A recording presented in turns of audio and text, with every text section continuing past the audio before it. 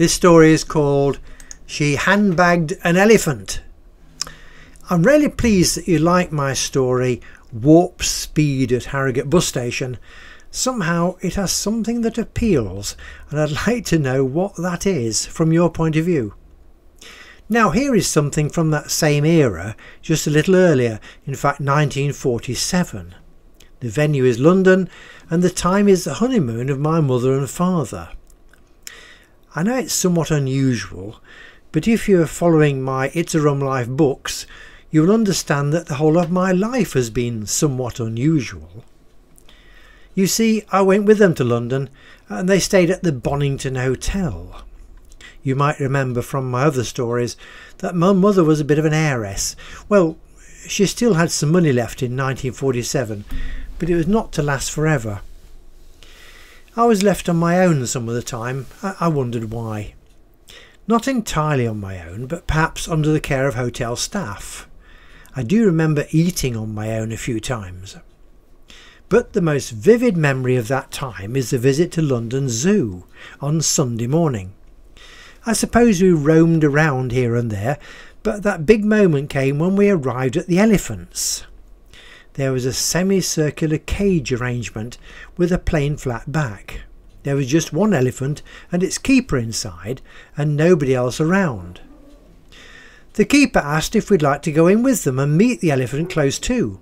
Of course, I was very much up for this, as was my father. Mother lagged behind somewhat, and when we went to talk to the elephant, it must have been a great deal larger than me, but coming to think about this story more and more, I do believe it was a junior elephant, perhaps half grown, maybe even a little smaller than that even.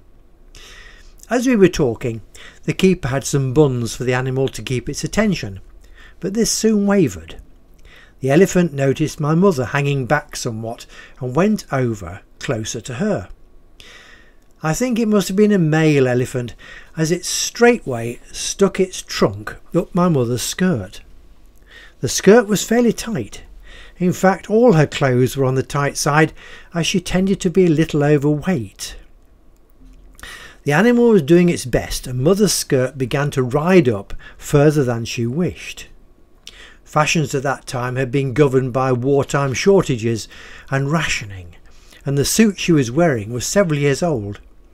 It was a fancy sort of thing with a pattern of white beads around the coat top.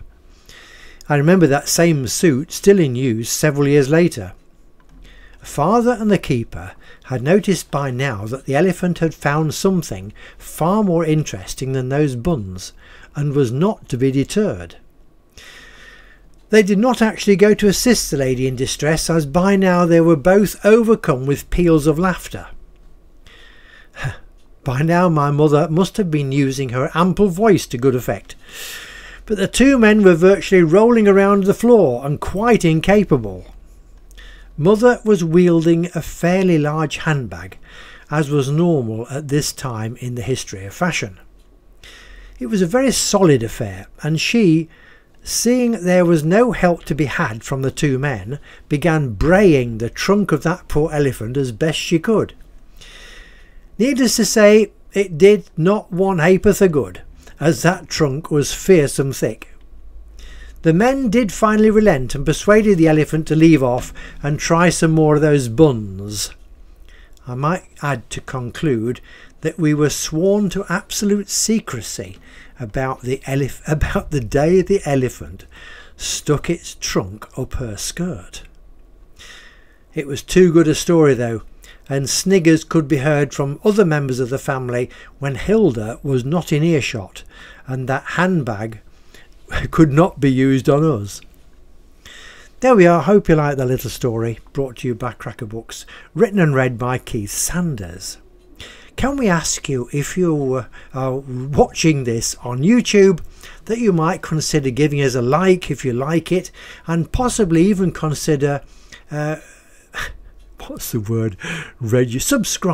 subscribing to the channel, and that helps us with the YouTube people. It doesn't cost anything, but when we produce something new, they will let you know. So there we are. That's the end of that story for today. Until next time, thank you for being with us, and goodbye.